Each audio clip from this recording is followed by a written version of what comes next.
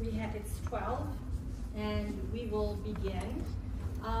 My name is Natalia Feduschak. I am Director of Communications for the Canadian charitable organization Ukrainian Jewish Encounter. Thank you for coming today.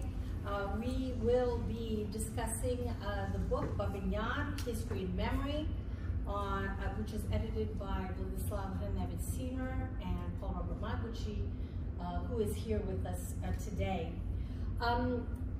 The speakers who we have the honor of hearing from today are Olga Kiyan from Harvard University, Naimark from Stanford University, and Nickell from Fort Hays State University. We had the opportunity to sort of discuss the book beforehand, and each person is taking a set of questions that we agreed on. So I think what I will do is I will first read a short introduction about the book for those who don't know what this book is about. I will then introduce our speakers individually and a little bit of their biography, and then the question that was posed to them. We'll have about 15-20 minutes for each individual, and then we will open the floor to discussion. If you've not had a chance to take a look at the book, I hope that you will do so. It is available through the University Toronto Press, and I have several copies here that you'll be able to just flip through if you want after the discussion is over. And also Professor Magocsi is here, and he will feel free to pose some questions to him.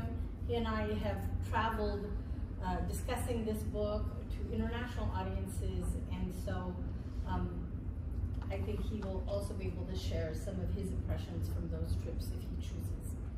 Okay, so the book Babyn Yar, History and Memory. During the Second World War, Babyn Yar, which is a ravine outside Kyiv, where victims were shot dead and dumped into pits, became a prominent symbol of the destruction of the European Jews during the Holocaust. This deadly process began in September 1941 with the murder of nearly 34,000 Jews, and continued over the next several years with the shootings of tens of thousands more Jews, as well as the Roma people, the mentally ill, Soviet prisoners of war, Ukrainian national activists, Communist Party members, and ordinary residents of Kyiv taken as hostages. Bringing together leading scholars, Babyn Yar, History and Memory presents a comprehensive analysis of one of the most traumatic sites in the Ukrainian experience of the war. The book provides an overview of the geographical space in the ravine and the historical conditions in Europe and Ukraine leading up to the war. It details the mechanism by which Nazi Germany carried out the 1941 massacre and the ongoing killing of Jews and non-Jews in Babyn Yar during the remaining years of the war, drawing on depictions in personal memoirs, oral history, literary works, art, cinema, and music. The book analyzes the ways in which Babyn Yar has been remembered by survivors. In doing so, Babyn Yar sheds light on one of the 20th century's most terrible human tragedies and the importance of preserving its memory. So our first reviewer of the book will be Olga Kiyan. She graduated from Harvard College in 2022 with a degree in economics and a minor in government. While at Harvard, she worked as a research assistant and interned for the US government. Olga's graduate level research interests include the politics of memory and the history in the post-Soviet space, Russian international relations, and post-Soviet security policy. She hopes to focus her career on international relations involving the post-Soviet space. At the Davis Center, she is an innovation fellow with the Imperia project. She is also a student associate with Harvard's Russia Matters project. And so the question that we had posed to Ms. Kiyan was, you represent a new generation of scholars. And when we had put together the panel, we wanted to look at to put a wide array of scholars together. Those who are older, who have worked in the field for many years, I would say mid-level scholars who have been at it for and then young scholars. And so Olga, she represents that new generation.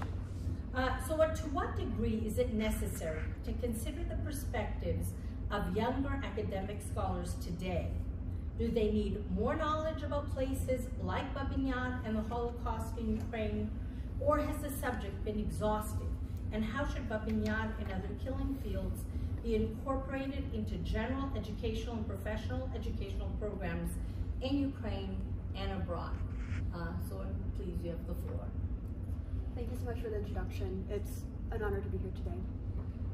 Before I start talking about the book a little bit more, I thought it might be helpful to kind of elaborate on my own background and what I focus on. So I study Eastern European history with a focus on Ukraine, and within that, my academic background also focuses on memory studies. And so my research examines the processes of decommunization and de-Russification in Ukraine. With that, I'm very interested in how national histories come to be and how these histories are used in creating as well as destroying identities. And so in preparation for this panel, I was asked to speak on this book from the perspective of a younger scholar. And given my own background, I also ended up considering the broader significance of this history for Ukrainian studies. In short, I believe that young scholars such as myself can bring a unique perspective to this line of research and to the kind of work that this book does. I also think that work such as this remain important for scholars across all fields of Eastern European history. As innocent citizens were marched to their death in Babyn Yar, this site became one of the first cases of the mass murder of Jewish people during the Holocaust. Today, studying this past lets us emphasize more of the history that has been sidelined in Ukraine. And in considering these questions and the importance of this past outside of simply knowing Babyn Yar, there are three main points that this book brought up for me and that I would like to focus on today. So first is the idea of Jewish history as a national history. The events and aftermath of Babyn Yar underscore a history of repression, aimed at erasing the crimes perpetrated against Jewish people in Ukraine. This erasure was pursued as part of the broader Soviet memory project and the creation of Soviet identity. As with the history of other identity groups within the Soviet Union, this repression has narrowed the scope of our knowledge on these historical events. Hence, just as with other national histories, the writing and reading of Jewish history remains an important area of research and a means of liberating these pasts from Soviet oppression. The second point I wanted to focus on from this book is the juxtaposition of history and memory that it presents us with. So, memory has been one of the few places where the true history of Babyn Yar was able to survive, despite Soviet efforts to the contrary. Memory is also a rather emerging field of study, one that continues to present additional avenues for exploring and understanding the past. And so as we consider how to continue understanding this history, I would argue that memory provides us with a rich set of narratives from which we can do so. And as a result, works such as this and those who study memory can help bring a new and interesting, deeper understanding of this past. My third and final point pertains to the implication that this history and that works such as this carry for Ukraine today. I would argue that this kind of work and this kind of book is important not just for younger scholars such as myself, but also for anyone who is interested in Ukraine and Ukrainian history. In the context of Russia's war against Ukraine, the fight over the past has been central in Ukraine's fight for its national identity, including today. And in this fight, studying and knowing the history of other national groups within Ukraine is key. As one of the national histories that was repressed by Soviet authorities, the continued study of Jewish history and the events of Babyn Yar, as discussed in this book, is central to this process. And so to expand on these points, I want to start with the idea of Jewish history as national history, which is discussed pretty extensively in this book. I may be a little biased because I was really drawn to this concept based on my own interest in national identity formation. However, I think this book also does a pretty good job of showing how the idea of Jewish identity fit into broader Soviet nationalities policy, and I found that part a little bit hard to ignore. In the aftermath of Babyn Yar, the refusal to acknowledge the crimes perpetrated against Jewish people was motivated in part by Soviet nationalities policy. This process of identity formation was aimed at establishing Russian national identity as the, quote, first among equals. This process was also accelerated in response to the Second World War. During this period, motifs of Russian patriotism were used as a mobilization element among the general population. Russian history and culture also came to underpin broader Soviet national identity. With these dynamics, and as highlighted by this book, the Soviet Union aimed to repress all elements that did not support this narrative.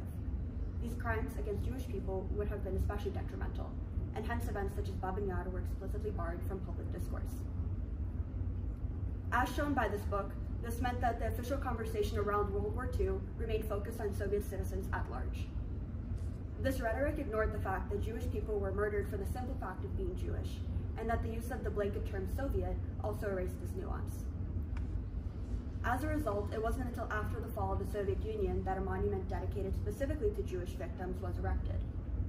It also was not until much later, in 2016, that the Babyn Yar Holocaust Memorial Center was established. This timeline of reckoning and of finding appropriate ways to commemorate this past shows the continued importance of studying this history today and of reading books such as this one. We also see the echoes of this repression in Russia's myth of the Great Patriotic War. To this day, this myth emphasizes the death of Soviet citizens, leaving little to no room for the commemoration of Jewish victims. This myth also underscores modern Russian identity, where the greatness of Russianness continues to be elevated to justify Russian imperial goals. In this context, the study of histories such as Babyn Yar is never exhausted. Strengthening our sense of these pasts, once that were sidelined and repressed within the Soviet Union, allows us to work towards the decolonization and deimperialization of these histories. It is work that scholars before myself have done, and it is something that younger scholars, such as myself, I believe should also continue to work on as well. I know I've been talking about Soviet nationalities policy for a bit, and I do not aim to ignore or minimize the much more horrific impact of anti-Semitism that Jews experienced during Ukraine, during the Soviet Union. I also do not aim to simplify Jewish history to be simply a national history, as Jewish people do not exist within the confines of a single Jewish nation-state. However, I do think that considering the role of uniquely Soviet elements, as this book does, is important in how we remember the unique nature of the Holocaust in Ukraine and the experience of Ukrainian Jewish people. As noted by Professor Naimark, actually in the foreword, the history of the Holocaust is rather extensively studied, while the history of the Holocaust in Ukraine is not as well covered. And so with that, the murders at Babyn Yar have not received the same kind of attention and study as the crimes and the murders committed at Nazi concentration camps such as Auschwitz and Dachau. This discrepancy makes books like this important, especially for younger scholars such as myself, who indeed are not as familiar with the Holocaust history inside of Ukraine. My second point, and what I want to talk about now, is the relationship between memory and history that this book shows. In the context of Babyn Yar, I found the concept of sites of memory to be especially interesting and pertinent in understanding how this history has survived. And so just to define this concept, the concept was developed by a French sociologist named Kiyan, and he defines site of memory as, quote, any significant entity, whether material or non-material in nature, which has become a symbolic element of the memorial heritage of any community. Nora argues that history is an incomplete and problematic reconstruction of the past, and as a result, sites of memory allow people to fill the gaps in this misconstrued narrative. Specifically, they allow for the quote-unquote creation of memory, highlighting those experiences which have otherwise been erased. And so I bring this concept up with this book because I think the site of memory and the idea of that is present throughout the book, even though it isn't perhaps defined or mentioned explicitly as much. With Babyn Yar itself, the ravine itself is a significant site of memory. And while it is common to consider spaces and places as more static, the history of the ravine and the way in which this book talks about it shows the opposite to be true. It is a place that has existed through time and hence cannot be viewed as a place frozen in time. At the same time, this book also showed how the crimes of Babyn Yar have come to ultimately define this site and shape how we understand it today. And so with this, the refusal to properly commemorate these events during the Soviet period has shown and underscored the power that they ultimately carry. This refusal, while taken as a step by Soviet authorities to depoliticize the space and erase the history it comes with, is proven impossible by books such as this one and by studying history such as this. And so as a result, considering Babyn Yar as a site of memory itself is key to understanding the political implications of this space and the history it comes with. However, a site of memory does not just need to be a physical location, and I think those physical locations make up a pretty big portion of this book. As emphasized within the later chapters, different immaterial places have been more consequential for documenting and preserving the memory of Babyn Yar. Some of these places provide more straightforward accounts of this history and this past, giving people a place to document their experience. And so, for instance, while Soviet history aimed to erase the idea of me in this history, memoirs and literary testimonies allowed for the documentation of these stories instead. Oral histories also served a similar purpose, allowing people who lived during this time to also share their memories and experiences with others. Overall, these specific places of memory, even if these accounts were censored or not seen within the Soviet Union and seen abroad, first and foremost, provided us with accounts that counter the official Soviet narrative of this past. Other spaces, such as poetry and art, allow for a more interpretive approach to this memory. These modes of commemoration are not so much about uncovering facts, rather they aim to synthesize and reconstruct the effects of these events and to process the trauma they carry. As a result, artistic expression has provided an instrument through which to talk about events that history seeks to deny. This is especially true in totalitarian systems. In these environments, history and art tend to become intertwined, and art provides a place to talk about the events that officials aim to erase. This has allowed artists to continue remembering and processing the trauma of this history and this past, with Kiyan's Voices of Babyn Yar being perhaps one of the most recent examples of this. On the one hand, as shown by this book, memory has provided a place for remembering the atrocities of Babyn Yar.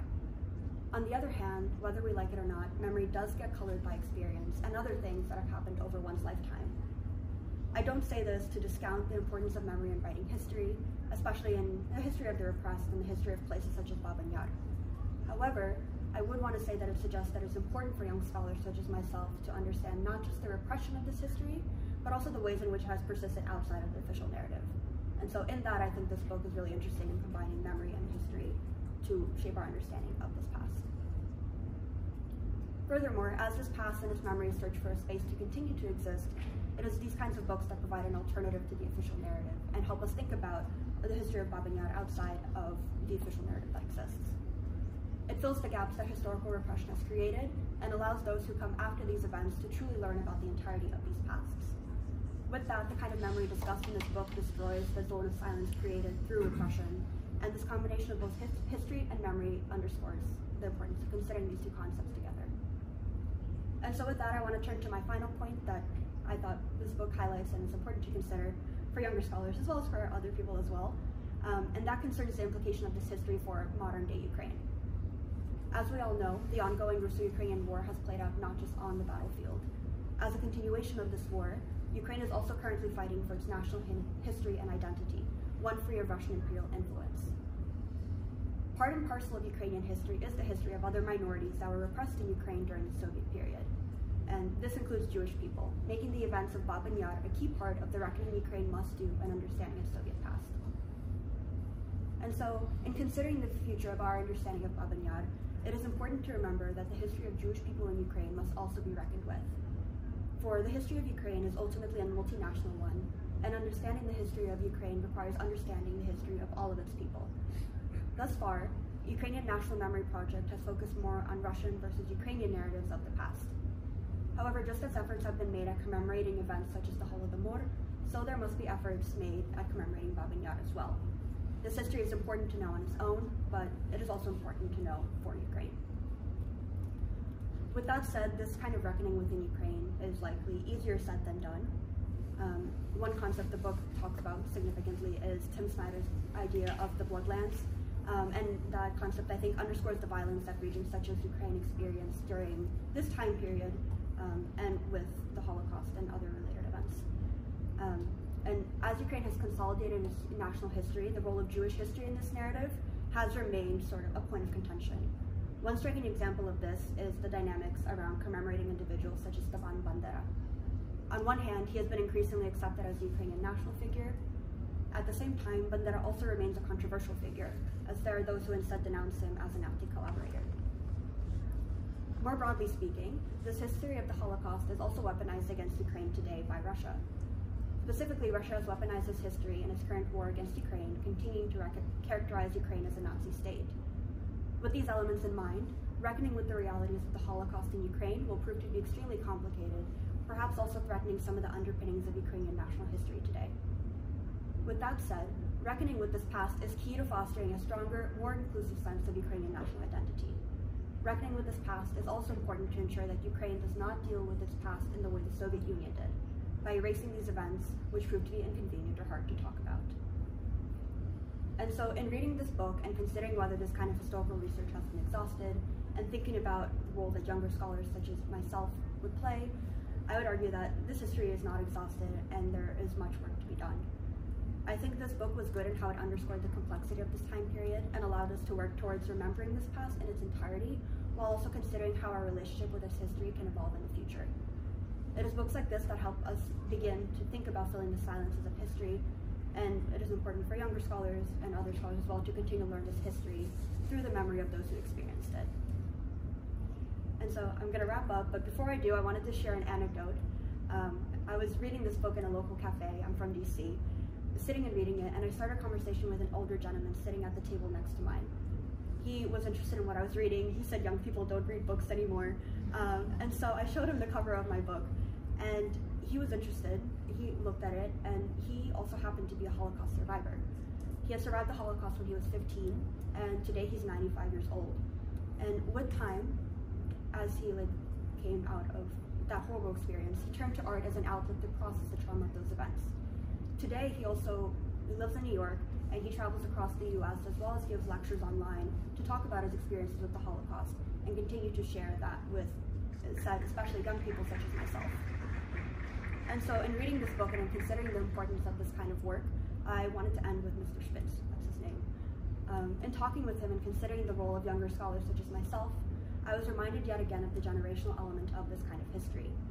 As more time passes, it is the younger generation that now has to continue to carry on this memory. And while we can talk to and learn from these people, it is important for us to do so. And in addition, just to wrap up, while my younger scholars, such as myself, did not live through this period, perhaps the ability to reckon with this past will benefit from our new and slightly removed perspective on it. Thank you.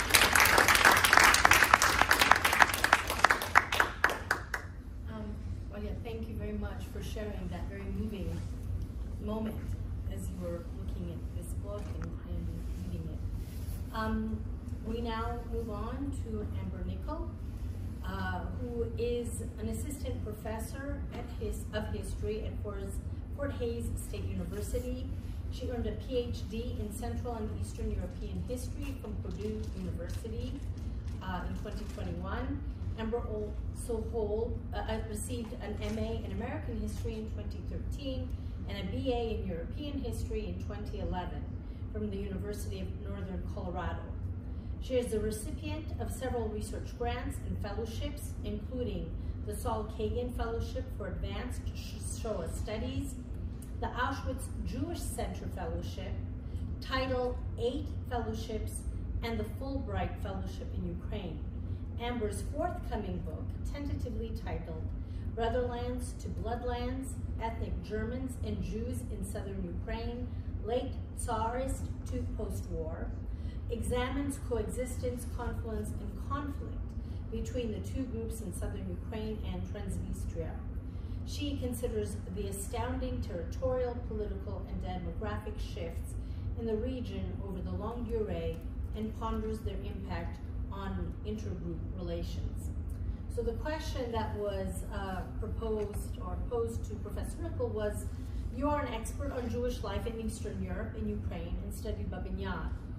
Please tell us what the book contributes to our knowledge of the events of World War II, how it addresses the practical acts of killing, how it shapes our understanding of the Holocaust, particularly the swiftness of genocide, and what, if anything, else needs to be done to understand the horror of Babyn Yar. Is this book the last word on Babyn Yar, or do we need more research, and if so, in what areas? Thank you. First, I want to thank you for putting together this amazing book discussion and sending me this delightful book to read. I have a lot to say about it, which you all are going to hear.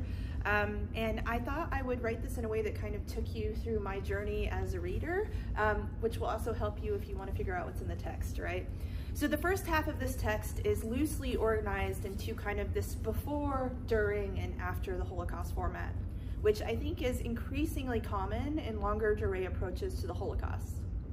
This approach, in theory, forces readers to look beyond the moment of atrocity, the killing, to examine life before the atrocity and how people rebuilt their lives and remembered in its wake.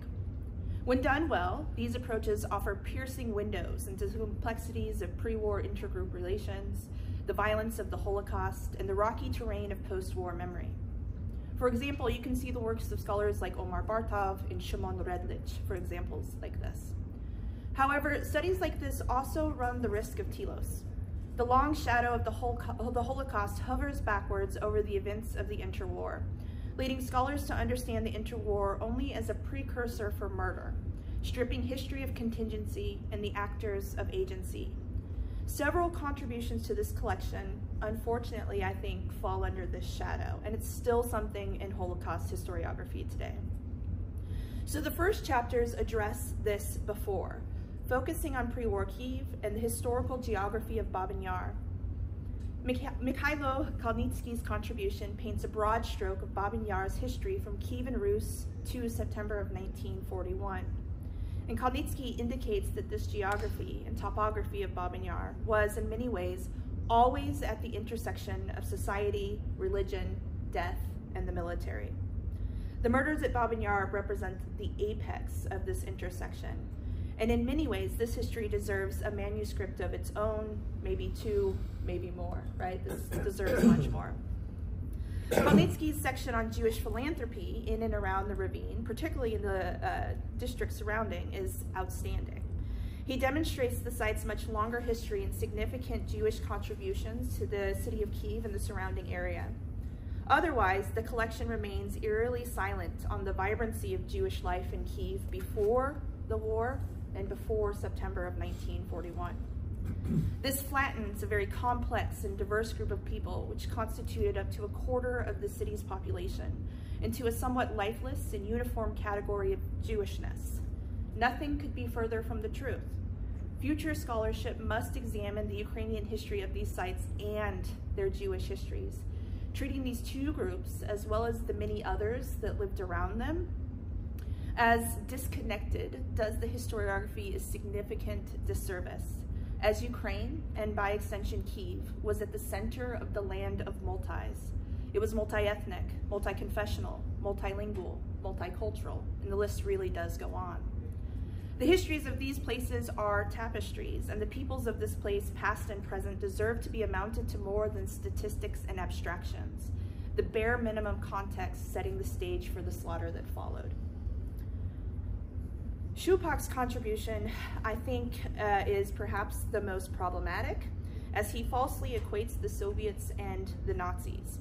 Indeed, he claims, quote, Nazi Germany, the aggressor country that was responsible for starting World War II, differed little from the other aggressor, the Soviet Union, end quote. The only significant difference between the two that he points out is, quote, radical anti-Semitism, end quote. I think he falls into what we call the Goldhagen trap, assuming that rabid anti-Semitism alone drove Nazi Germany, and that Nazi Germany transplanted these ideas onto Ukrainian soil. He even goes as far as to claim that the Judeo-Bolshevik myth was in many ways a creation of the Third Reich. Further, he attempts to dispel Soviet and Jewish claims about the role of Ukrainian collaborators, not entirely dismissing their involvement, but certainly downplaying it. And this contribution is, in short, what I might call a nationalist history of Babyn Yar. And as an American, we know nationalist histories right now, right? And it should be noted that, yes, the Nazis and Soviets were both totalitarian in nature, right? And they were both willing to deploy violence. They were both driven by ideological motives, but they are not totally comparable, especially for Jews and Ukrainians, right? Because the experiences are different. So while historians should strive not to judge the past, very few would disagree. Stalin and Hitler were horrific, as were those of Pol Pot and the Pashas, right? These are horrific regimes. However, they were still very different brands of horrifying, which mattered greatly for the people who fell within their realms. And so I think this nuance is kind of missing from this particular contribution. Indeed, the Soviet approach to Ukrainians and the Nazi approach to Jews is in many ways vital to understanding Ukrainian motives for collaboration. And again, understanding does not mean excusing, but we must try to understand. Moreover, this claim that Ukraine was somehow free for the most part of anti-Semitism before the Nazi arrival is nefarious. Ukraine is, after all, the land of pogroms. You could see the work of Jeff Feidlinger and Alyssa Bemberad for work on this. It was also the birthplace of the Judeo-Bolshevik myth, and you can see Stephen Zipperstein's work on this. So this chapter in particular demonstrates why more work on the intersections between Jews, Ukrainians, Russians, ethnic Germans, Tatars, and other groups in Ukraine during the interwar is so desperately needed.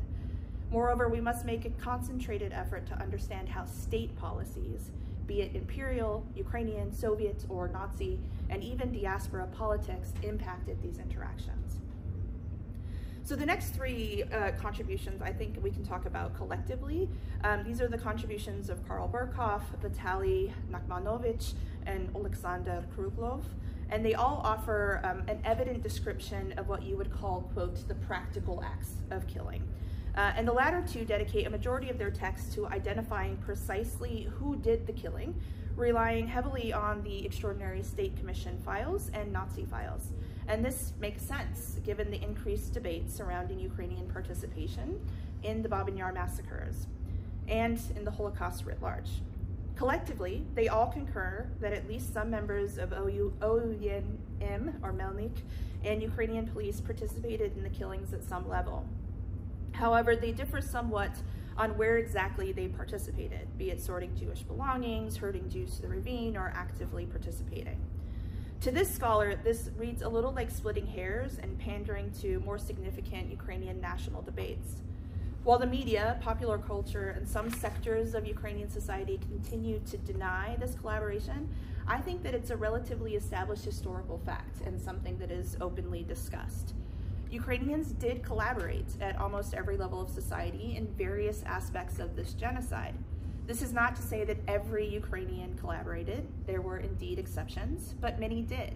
And so the question should no longer be whether they did, but rather what historical conditions contributed to their decisions to collaborate.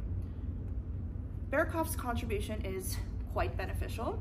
He also provides a good overview of the Nazi occupation and similar killings in both the Nazi and Romanian occupied regions of Ukraine.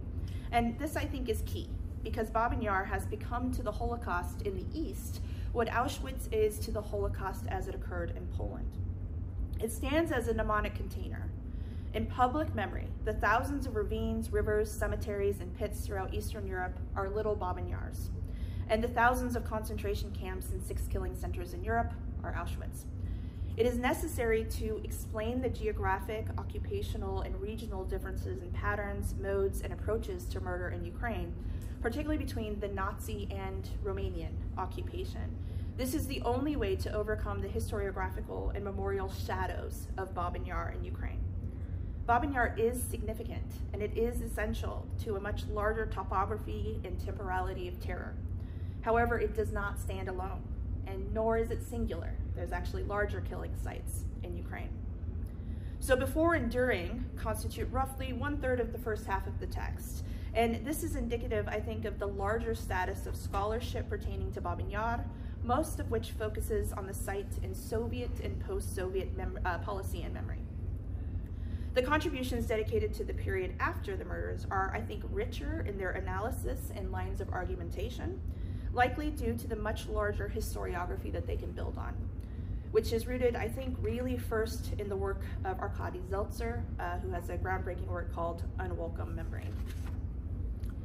The chapter Babyn Yar after Babyn Yar, I think, is essential reading for anyone interested in Holocaust memory in Soviet Ukraine.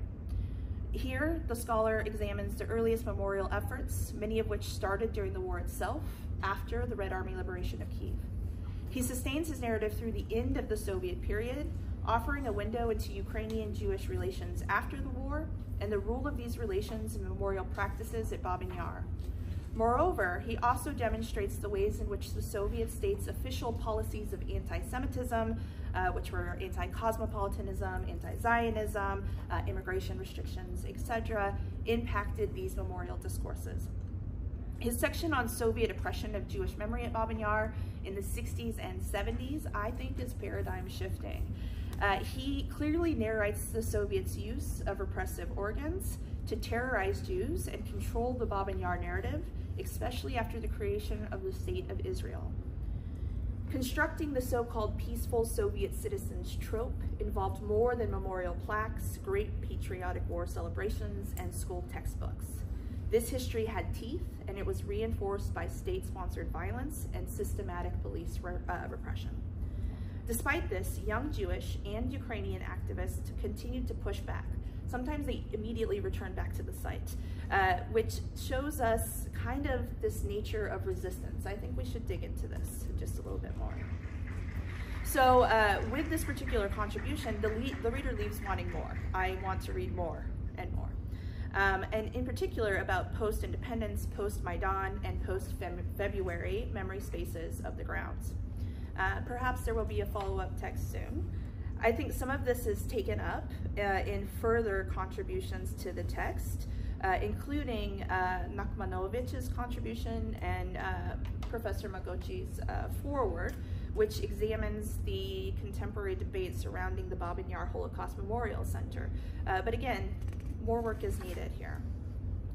The following chapters take a more thematic approach, and this is really kind of the last half of the book, generally homing in on a type of source or genre, for example, personal accounts, oral history, poetry, cinema, sculpture and painting, and music. All of them focus predominantly on the period after Babyn Yar, when these sources were created, with frequent recalls of the moments of murder, right? Because this is happening in the sources themselves. While they differ in disciplinary approach and methodologically, these chapters share a similar pattern. They narrate major developments in the creation of said sources and offer measured analyses and critique of these sources and their uses, albeit to varying degrees. As a historian who frequently works with ego documents and oral history, I found the chapters on personal accounts and oral history particularly helpful for making sense of major trends in linguistic development surrounding the language of the Holocaust and making sense of the uses of oral history. In particular, the collection efforts of oral history in Ukraine differ radically from those in the so-called West as a result of restrictions on collection. So the distance of time that has passed is much longer. So as you can likely discern from my comments, this is certainly not the last word on Babyn Yar. Indeed, as with most good scholarship, which on the whole I actually think this is, even though I'm offering a critique, this text raises more questions than answers. And now we must collectively set to work on the volumes that follow. Some ideas for future projects might include a more vibrant analysis of interwar Kyivan life in Babyn Yar, which would enable an understanding of Jewish, Ukrainian, and other group relations over the longue durée. A post-war study that examines the relationship between human rights movements, dissident movements, and Holocaust memory in Soviet Ukraine and independent Ukraine. Honest and bare assessments of the historical and memorial echoes of Ukrainian collaboration, which I think are necessary for complete reconciliation. And this is even more important, as my colleague pointed out, given the recent Russian weaponization of this history. A confrontation of claims of double genocide, which are often driven by anti-Semitism, and a historiographical corrective that rightly places a century of mass violence and genocide within a framework of colonial genocide, which I think somebody else will talk about, that looks at not pitting individual national groups against each other, but understanding the ways in which imperial powers like the Soviet Union, Russia, and Germany used divide and conquer tactics to pit these groups against one another.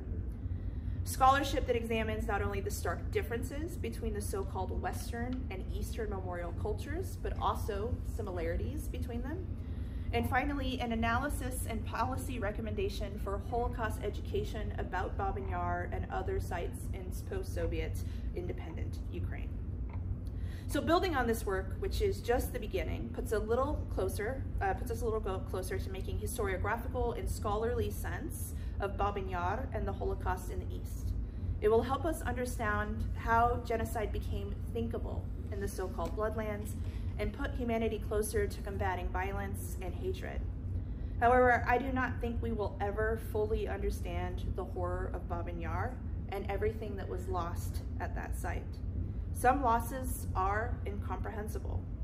We must do our best to rehumanize Nazi victims, not simply for the task of martyrdom, which is oft fraught, but because scholars of genocide have not only a scholarly, but also an ethical code that dictates that we combat dehumanization, past and present. Our task is to get as close as possible to understanding these murders and using this to teach empathetic thinking to enact real and positive global change. And I think this collection is a step in the right direction.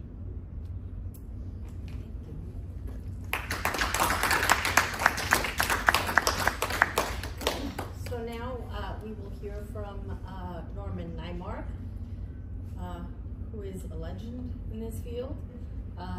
Dr. Naimark was educated at Stanford University, where he received his BA in 1966, MA in 1968, and PhD in 1972. For 15 years, he was professor of history at Boston University and fellow of the Russian Research Center at Harvard. Professor Naimark presently holds the Robert and Florence McDonald Chair in Eastern European History at Stanford University. He is also Senior Fellow of the Hoover Institution and the Institute of International Studies, where he was convener of the European Forum. He has served as director of Stanford's Center for Russian and East European Studies from 1989 to 95, chair of its history department from 1995 to 1998, member of the faculty senate and its steering committees from 2001 to 2004, and director of Stanford's interdisciplinary programs in international relations and international policy studies. He presently serves as the Burke Family Director of the Big Overseas Studies Program. Dr. Naimark serves on the editorial boards of a number of leading journals in the field. That's an old reading. Oh, this is the one that new is on. One you just showed me. So the question that we gave to Professor Naimark was that you recently gave a powerful presentation on genocide via video at the Lviv Book Forum. And that presentation is available on the Ukrainian Jewish Encounter website. Dr. Naimark's book on genocide was translated recently into Ukrainian. So the question is, how would you address Babyn Yar in the broader context of understanding genocide? Have your views evolved since 2016, when the first edition of the Babyn Yar book was published in Ukraine, to which you wrote the introductory essay? And what role has Russia's war against Ukraine shaped your thinking vis-a-vis Babyn Yar? Thank you very much for that introduction, which is all wrong now, but that's okay. What you showed me was completely different. I am now what's called a distinguished visiting fellow at Hoover. How about that? And none of those jobs do I hold anymore, which is good. Thank God. Thank God. Okay, thank you very much to the organizers for inviting me today, though I had no idea I was being invited as an old guy. And I don't know what I would have done. And legend makes it even older, right? I mean, that means you're not even still alive, right? Or something like that. Anyway, thank you.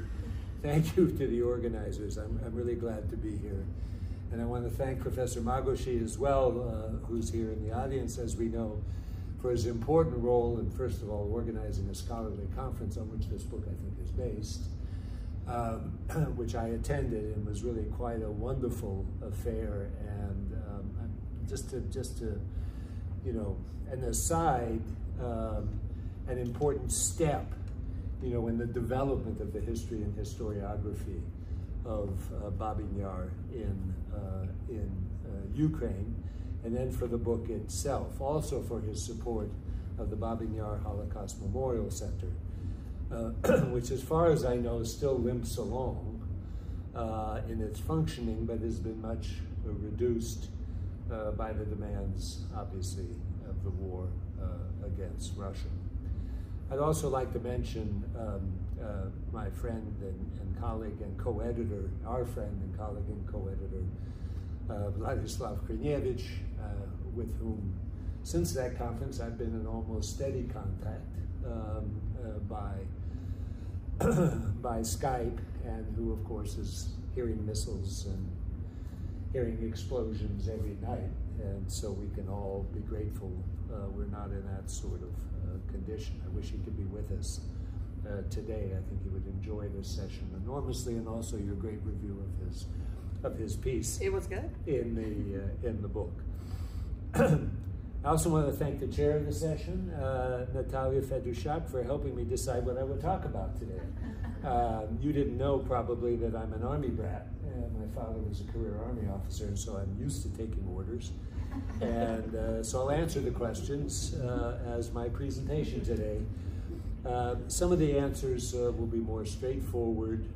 Some of them are more complex and difficult to deal with. So first of all, how would you address Babyn Yar in the broader context of understanding genocide? This is one I think that is pretty straightforward. I think of Babyn Yar as one of the central episodes of the Holocaust. I mean, it's a kind of something we think about and we know about in terms of the Holocaust, although we don't know it as well as we know Auschwitz. We don't know it as well as we do even some of the camps, other camps, or other massacres in the Holocaust, in part because of the whole Soviet history, which has, kept Babyn Yar, or tried to keep Babyn Yar, from public acknowledgement as this enormous Jewish tragedy.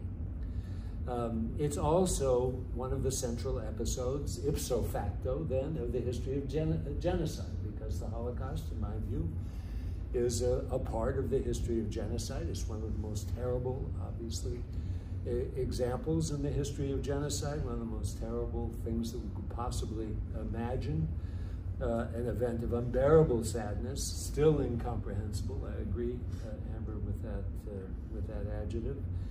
But it also brings up anger when confronting the sheer brutality of the perpetrators and the horribly traumatic experience of the victims. When we were at this conference in Kyiv, we did the walk of the victims and went to the place where they were killed, and you just get angry, you just get mad that something like this can happen, not at the sadness and the anger. Now, in preparation for today's session, I sort of just went online to see if I could find a few things, that might be interesting or new or illustrative. And I just came across what some of you may have already seen or know about. Amber, you surely do. And this is a 2016 Shoah Foundation interview with David Eisenberg, a rare survivor of the massacre. He described, in incredibly emotional ways, horrible scenes of the German brutality at the scene, and especially against children. And anytime he talked about children, tears would come to his eyes, And I think that happens to all of us in some ways. Somehow men and women dying are a little bit different than when little children, are killed in terrible ways. But what struck me most of all was his description of being lined up facing the Germans. So his back, those of you who know Babyn Yar knows, there was the ravine, and the Jews were lined up against the ravine and shot by Germans on the other side. And then they would fall into the ravine. In this case, he was facing his executioners. He looked them in the eye, right? And they looked him in the eye. I mean, for me, this was such a kind of moving description and a terrifying description of what genocide means. So you ask, what does this mean to the history of genocide? It's sort of, in some ways, an essential scene, where the brutality of the perpetrators, the ability of the perpetrators to kill these innocent victims, and then what's going through the victims' minds as this is happening is sort of the center of the whole passion, if you will, of a genocide. The second question you ask, have your views evolved since 2016 when the first edition of the Babyn Yar book was published in Ukraine, to which you wrote the introductory essay? I think I'd put my answer in this way. I was extremely excited at the time, of that conference, and when this book came out, and about the prospects of the Babyn Yar Holocaust Memorial Center. I mean, it was a time of great optimism, and again, to go to your point, of the development of the historiography, of the involvement of Ukrainians with Jewish history and Jews with Ukrainian history, the work of the Ukrainian Jewish Encounter in Canada, you know, was coming to fruition. There was a lot that was happening that was very optimistic and very, as I said, exciting. Even the energy, the thought, the ideas behind the proposed center, I found very positive and very exhilarating. I mean, they even had money, you know, behind the project, which is, of course, not always the case. There were arguments and fights about how the center would evolve. I didn't agree with everything that they were doing, but that was also true, of course, of the Holocaust Museum in Washington, which took a dozen years, more than a dozen years, you know, to get up and running. And a few of you know that I'm involved with a museum in Berlin, a museum of forced deportation, which, you know, we started work in 2008, and it just opened the summer before last. So, you know, that's until 2022, really. And there were tremendous fights and tremendous arguments about what should go into that museum. So this was the case here too, and I was very, you know, optimistic about it. So the promise of Babyn Yar in some ways was enormous in my view when this volume was published. The promise is still there, but it now seems sort of distant, you know, and even unattainable given the war. And, you know, we'll hope, of course, that this war ends and that we'll be able to go back, you know, to what we were doing before as scholars and as museum people and as archivists and as others. But the war is, you know, preempted for a lot of different reasons. You know, some of this very kind of positive energy that was there in 2016, which is what you asked about. Okay, the third question you asked, and again, I'm very glad that you asked these questions. It made things very easy for my presentation. So thank you for doing that. What role has Russia's war against Ukraine shaped your thinking vis-a-vis Babyn Yar? Well, let me just say to start with, it's hard for me. This war is really hard for me to absorb, for me. Can you imagine the Ukrainians, right? Think about the last 110 years of history. You know, what do you have? You have World War I, you know, which is horrid in Ukraine. We have the Civil War and the pogroms, you know, that followed, which was, you know, a catastrophe for Ukraine. We have the Holodomor, you know, in my view, you know, an outright case of genocide against the Ukrainian people by the Soviet government, right? We have World War II in all its dimensions. I mean, I won't even go into them. Then the Holocaust, and now this horrendous war. I mean, the sheer loss of life must be in the many tens of millions, right? I mean, I hate to count the total. I mean, I thought about doing that, and I said, no, I don't want to do that. I don't want to know what the total is. And of course, you can never really get to it. The enormous social dislocation, not to mention, you know, ethnic and national. The psychological trauma, you know, which passes from generation to generation. I mean, and this is demonstrated, you know, of course, in more detail in Holocaust studies, but is surely there in the Ukrainian case as well. And the destruction, the endless destruction, I mean, endless destruction of physical infrastructure and sources of economic life. I mean, just think about it. I was watching one film of the destruction of Kharkiv, you know, in this present war. Well, Kharkiv was completely destroyed in the Second World War, completely destroyed, right? And now they had to build it again after the Second World War, and then it's destroyed again. So that kind of physical destruction. And Babyn Yar is part of this story.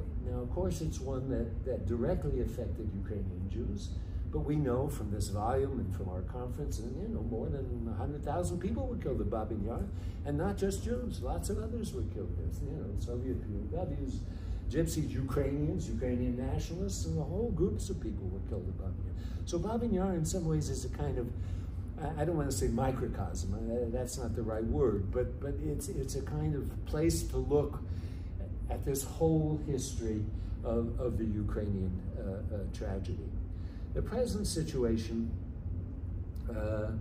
you know, also, you know, deepens the encounter with Babyn Yar, you know, by the by the bombing of Babyn Yar. I mean, there was a bombing, as you know. The Russians bombed Babyn Yar, you know, maybe aiming at the television tower, but just in that bombing, you know, Babyn Yar, at Babyn Yar, you know, brings forth again, you know, this kind of, you know, mixing of this genocidal history, you know, the sheer destruction of a people and its physical surroundings.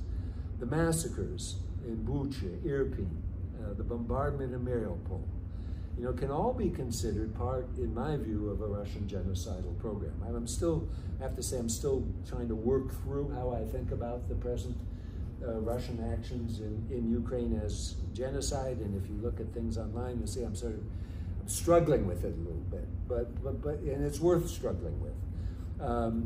But it's clear that genocidal, meaning like genocide, actions are being taken in Ukraine today.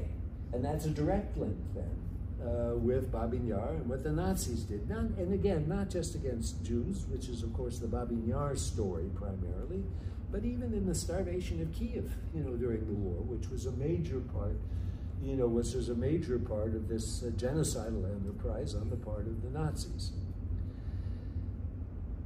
Babyn Yar then becomes, you know, given this war, it seems to me, Babyn Yar then becomes even a larger part of the Ukrainian story.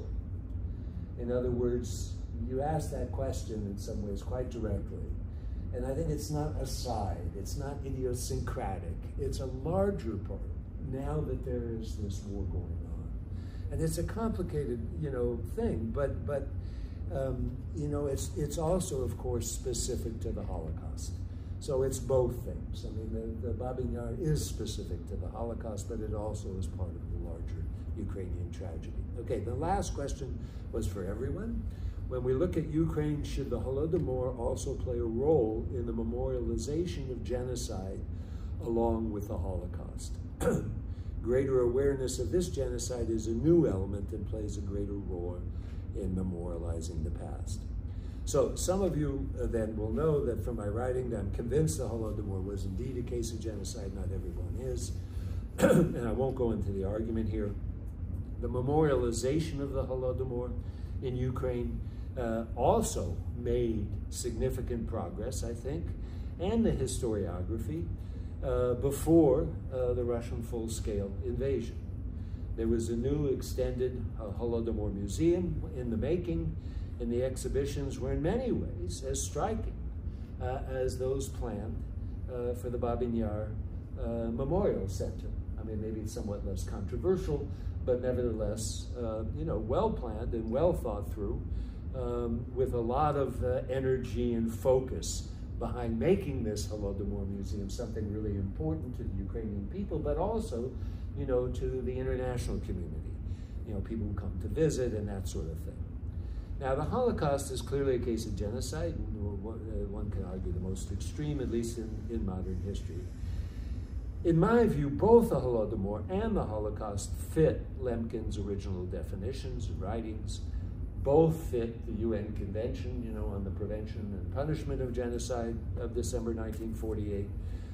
It is bothersome, I have to say, that in Ukraine, especially, there's sometimes a kind of competition between genocides, you know, which should be emphasized more, including the Russian actions in the contemporary war. In other words, can you talk about Babyn Yar now as easily as you could have talked about it before the war? I think, you know, there are, you know, different ways to look at that question and different kinds of answers that might be legitimate. As subjects of historical memory, there are clearly problems of relativizing one or the other in memorial politics. And now we're talking Holodomor and Holocaust, or Holodomor and Babyn Yar. But as historical events, they are distinct and pristine events, you know, if interrelated, and should be treated separately on their own terms. I mean, that's, I think, just common sense. At the same time, there's evidence that the present war helps sensitize Ukrainians in general to the tragic history of genocide as a whole. And again, you know, a sort of interesting personal example is that my work is being translated into Ukrainian. You know, the book on Stalin's genocides, which of course talks about Holodomor, but also the most recent book, which barely talks about Holodomor. I mean, there's a section on it, a kind of world history of genocide. So I think Ukrainians have become more interested, in other words, in the history of genocide, given the war. And more interested and sensitized to their own history of genocide because of what's going on today. They look at the Holodomor even more, and they try to put this in some kind of context. So thank you very much for the good questions, and they made me think, and I don't know if I came up with comprehensible answers, but I appreciate being here, and this was a very interesting session. So thank you.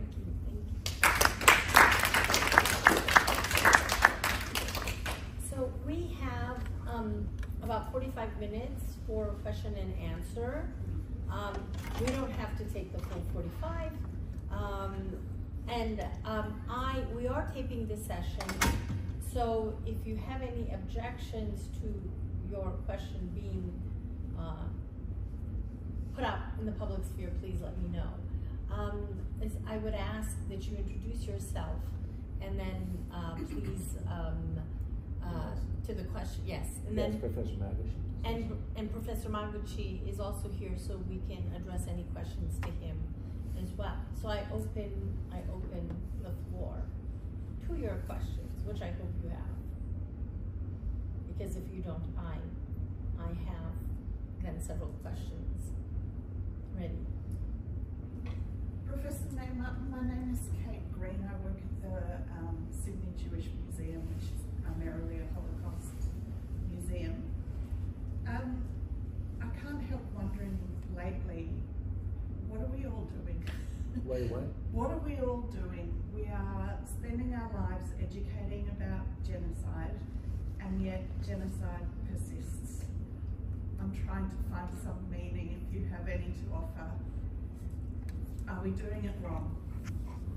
Well, so let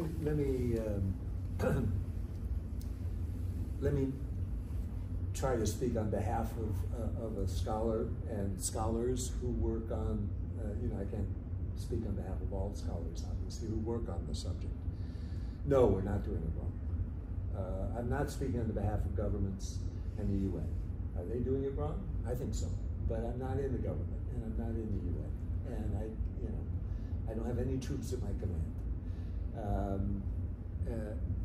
But no, we're doing it right, which is, to explore and to publicize and to talk about and to research and to understand and try to bring that understanding to a larger community, this horrible phenomenon in human history. I mean, that's why I do it. I mean, I spent the last 25 years of my scholarly career doing this. Bosnia happened to be the trigger point for me, but everybody has a particular trigger point in the study of genocide, and mine was Bosnia. And I just couldn't believe it, and I couldn't understand it. I'd spent a lot of time in Yugoslavia, and it was just difficult for me. So no, we are doing the right thing. There is a new book, you may know it, by your fellow Australian Dirk Moses, called The Problems of Genocide, where he's quite critical of using the term and of the way it's become so, kind of so common in the discourse, and everybody wants their genocide, and everybody's claiming genocide, and genocide's on everybody's mind. But I can't see any way around using the term, because we all use the term, and it's used in the newspapers, it's used by politicians. I can't absorb that critique, creating a kind of new scholarly concept that would keep us from using the term genocide. So there are clearly problems in genocide studies, right? There are clearly issues that need to be resolved, but no, I think we're doing the right thing. Let me just say something. This is a sort of idea of mine. Now, I don't know whether it's right or not, and I can't say I've done the research, to demonstrate it. But the moment Bucha happened in Irpin and Mariupol, right? This sort of first year and a half of a Russian occupation, right? And then the ICC came down. This is the International Criminal Court, for those of you who are not aware. It came down with this judgment about the taking of Ukrainian children and re-educating them in Russia, and came down with an indictment not for genocide, but for war crimes against Putin, Putin and what's her name, Maria Bielova-Lvova, the chief of the Children's Enterprise in Russia, and came down with this arrest warrant. I mean, Putin can be arrested. I would maintain that something happened in Russian occupation forces. Something came down to them, to at least hide a lot of the torture and the war crimes and the killing and this, schlepping of children out of that. I think they noticed. I think they really did notice. And I think in general, the norms about mass killing have changed. There are norms now against it. There weren't norms really. The First World War, certainly, they killed all those Armenians in the Ottoman Empire, and, not much was done, not much was said. There's nothing you could do. Countries were sovereign. Well, norms have changed over time. The genocide conventions, humanitarian law, and those sorts of things have become more part of who we are and how we think about war and peace. So I mean, it's a long answer, but I think it's working, just way too slow, way too slow. There's this book, you may know it, by Steven Pinker. Do you know this book called, it's something to do with Our Better Angels, in which he actually goes back in time and tries to demonstrate, as a Harvard psychologist and a statistician, tries to demonstrate that such things in human life, like genocide, like incidents of rape, like homicide, like other violent acts against human beings, are actually decreasing over time. It doesn't seem that way, to you and me, but statistically, as a world, we're doing better. And I think these changing norms do make a difference, and scholarship can contribute to that. So keep up working in your museum. We'll keep up our little articles and books, and hope, that people will pay attention, and will support the courts, which we need to do in their work of trying to bring people to justice. Thank you. Sorry, that was a long answer. That was a great answer. Thank you. I needed to hear. Anyone else have a question? Please. Maybe just a short impression about, then a question. First of all, I would like to thank you for the panel, the very interesting comments, and the book, editing the book. I think it's really important. I'm a historian from Germany, sorry. Focusing on Eastern What's your name? Europe. Sorry? What's your name? Hans Christian Petersen. Nice to meet you. From ASEEES, history for Eastern Europe from Germany. I think keeping the memory and most of all of the your question, spreading the knowledge is more important than ever. And in the times of war right now,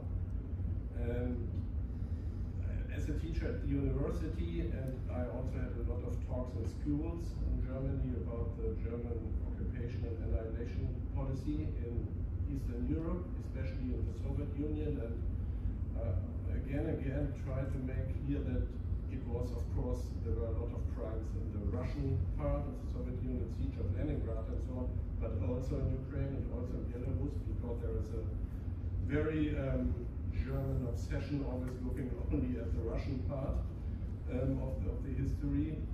And the bad news is that there is almost no knowledge between my students and also the pupils.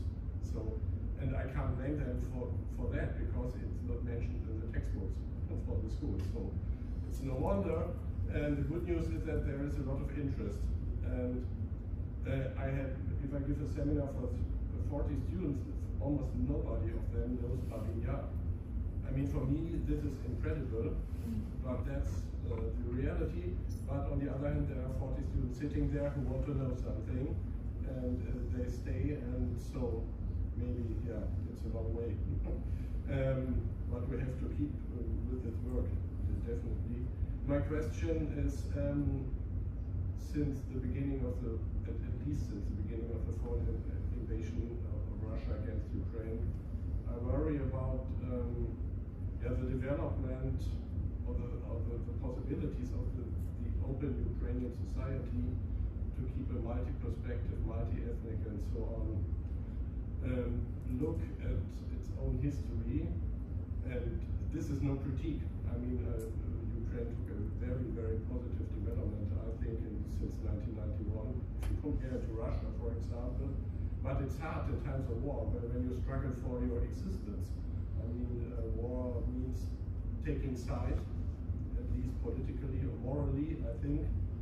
And on the other hand, it's the task of the science to keep the differentiations up. And I think it's not an easy way to make both these things.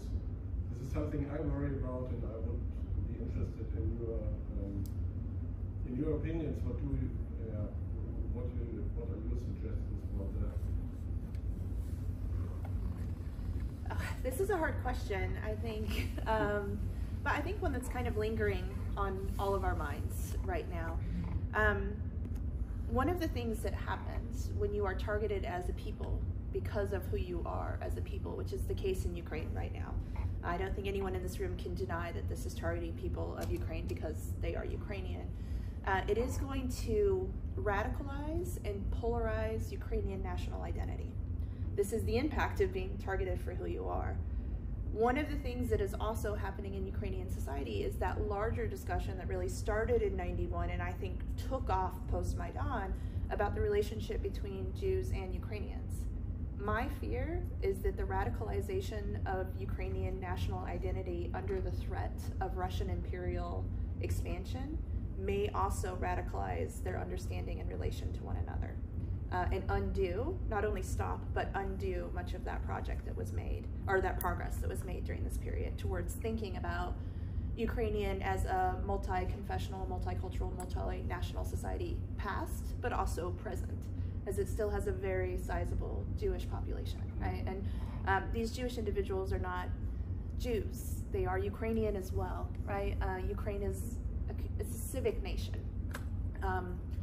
Russian imperialism could force it back into an ethnic national concept, which I think is very dangerous for the historiography, but also very dangerous for developments in Ukraine going forward. Well, why would you think that? I mean, on what basis other than, you know, your thoughts? What is there evidence already? And if so, can you share with us some examples of the radicalization, as you say, of Ukrainian society toward a more nationalistic one, and then its potential negative impact on people who are not ethnic Ukrainian but are Ukrainians? Yeah, I think a lot of it I would root in like the theoretical scholarship. So Waller has a really well-known book called Becoming Evil, which looks at the human capacity for turning towards genocide. And he has a very large chapter about radicalization, polarization, and otherization. And one of the key risk factors for this radicalization is feeling like you're under threat as a national identity. His last name is Waller. What? Works on art? No, Waller, he works on genocide studies, genocide writ large. His book is called Becoming Evil. And it just looks at like the social psychology behind kind of deciding to kind of become more polarized. And one of the key factors that makes any society polarized is feeling under threat. Do I think it's gone that way yet? No. I think it can potentially go that way. But you think it will, or you may? My fear. Your fear. Yeah. Okay, fine. But Yeah, this no. is a theoretical proposition. Yeah. And we're looking for an example, and maybe Ukraine could be an example, but nonetheless, there is no evidence at the moment. There are some very small sections of society, as there are small radical sections of society in every nation. But when people feel under threat and they they also feel very significant personal losses. This can cause a shift in the other direction. The United States is actually a prime example of this right now, with our own radicalization, I think. You want to say something? I'll add a little bit as well. I agree that there is potential for that kind of consolidation of an ethnic kind of basis for Ukrainian national identity, but at the same time, I don't know that it's necessarily sort of happening yet or that it will happen.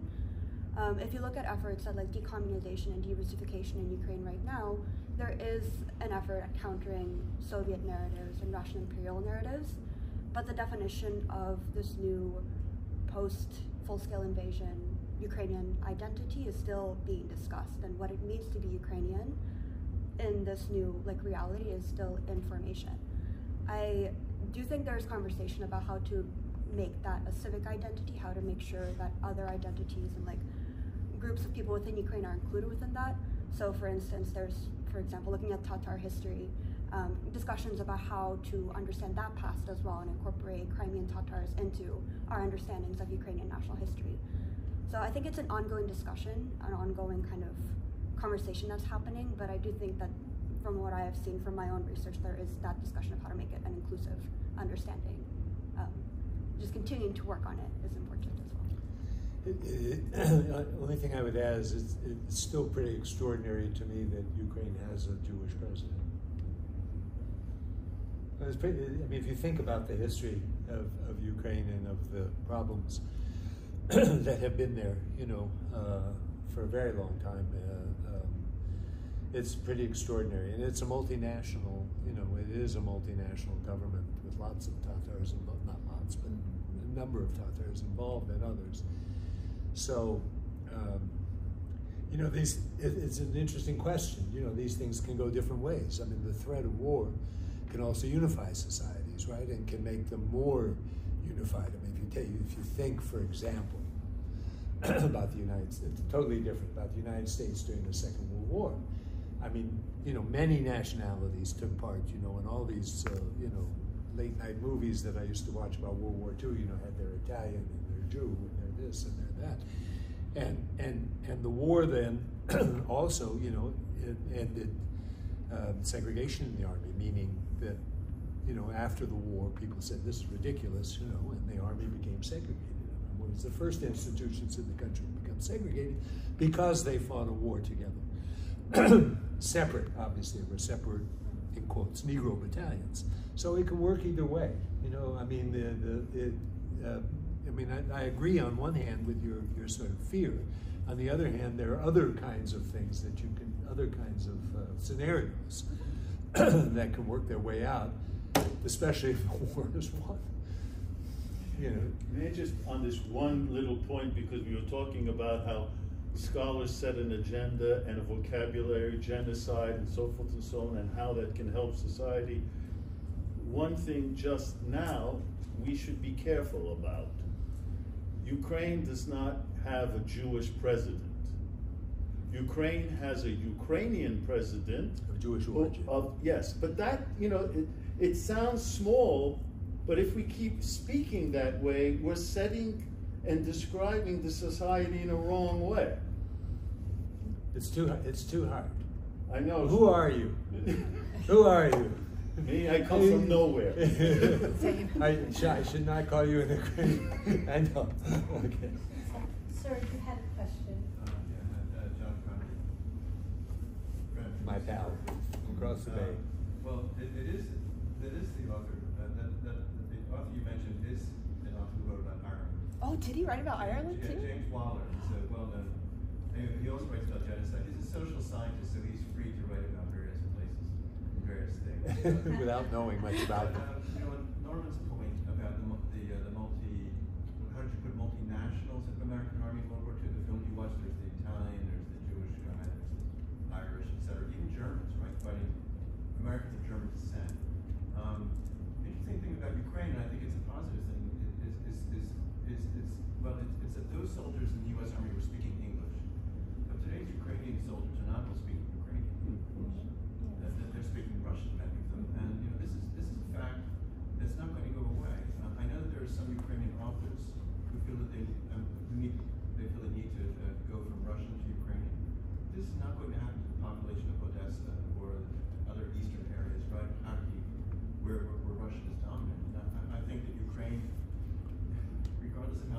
Europe is going to have to live with the fact that much of the population, on an everyday basis, speaks Russian. And that for me speaks to the point of civic identity, because obviously the thing that's been a plague for Eastern Europe has been precisely this sense that people need to be Polonized or made Czech or made whatever, Serb or Slovene. In Ukraine, making Ukrainian is not going to be ethnic in that sense. I think it's going to have to be open to the possibility people speak several languages, right? So maybe that will, maybe a final point on the issue of being Jewish or Ukrainian.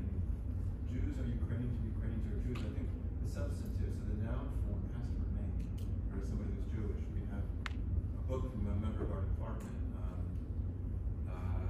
Katz's book called When Jews Argue.